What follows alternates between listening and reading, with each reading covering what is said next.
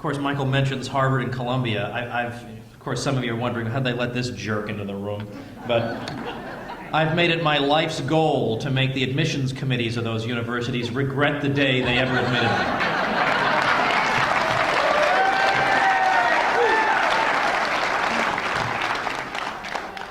I'm absolutely delighted to be able to be here with you folks, and I do a lot of public speaking, but I have to ration my travel carefully because I leave behind a wonderful wife and 4 little children every time I leave. And the 4 little children range in age from 7 months to 7 years. And they're all girls. I'm not even going to make a joke, right? You could come up with much better ones than I could, right? But it's interesting to note, by the way, just how politically aware a 7-year-old can become without you even realizing it. And so, for example, just the other day, this is actually true.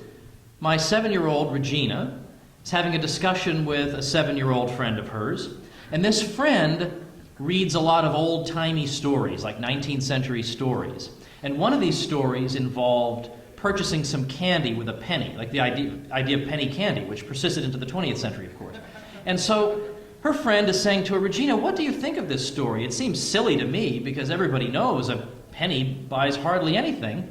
And Regina replied, yeah, thanks to the Fed.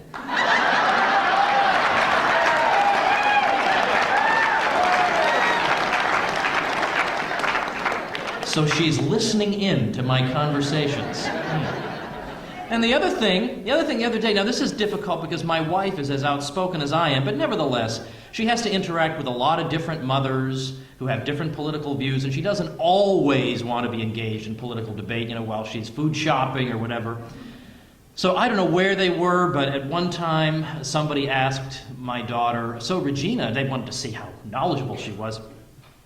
Regina, do you know who the president is? And she said, Obama, and then paused and said, he likes to take people's money. My wife is just mortified at this. Like, how do I explain this away? What are you teaching this kid? They're going to take this kid away from us, for heaven's sake. But really, to be able to spend this time with you guys is really an honor for me, because it is really a small sliver of humanity that on Labor Day weekend says, I think I'm going to go to a constitutional seminar. Amazing, wonderful, thank you.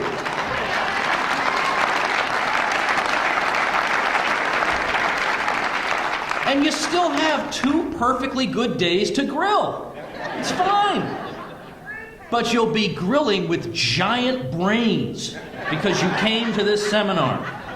And man, a giant brain makes the best burger. I'm telling you. All right, well, look, folks, it is a testament to 3 things that we've been able to have a successful meeting like this on a day like this.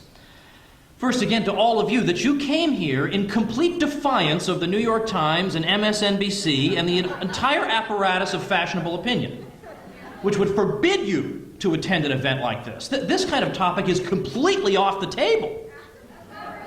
And that's why you're here. Isn't that wonderful?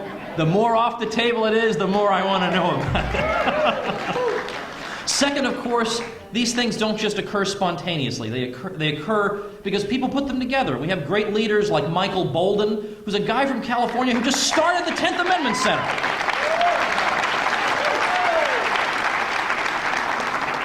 And Trevor Lyman, also from WeRefuse.com, and then look at all the different groups who are co-sponsoring this event.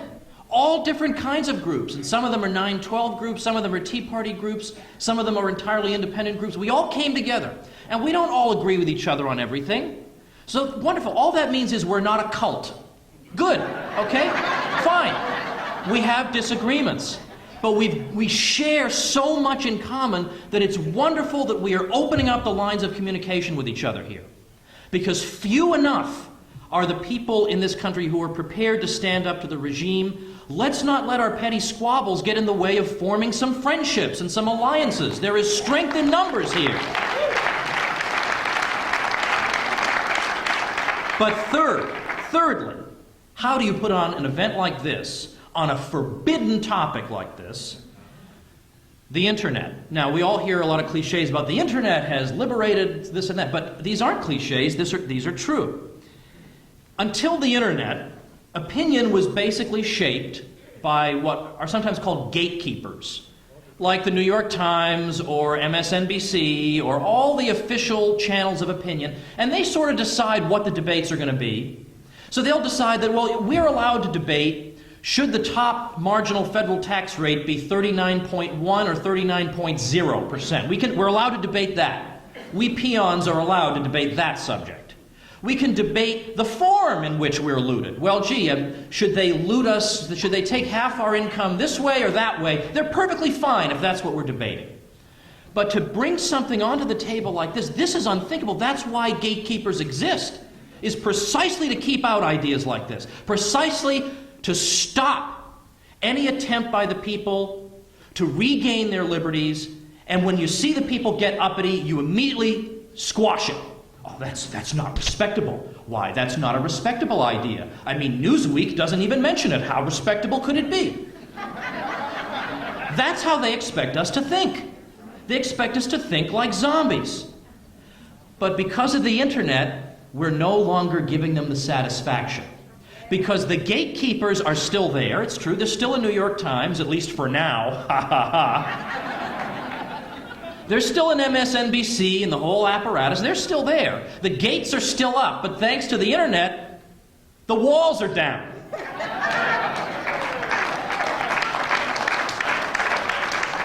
You don't have to get your information from Pravda Central anymore.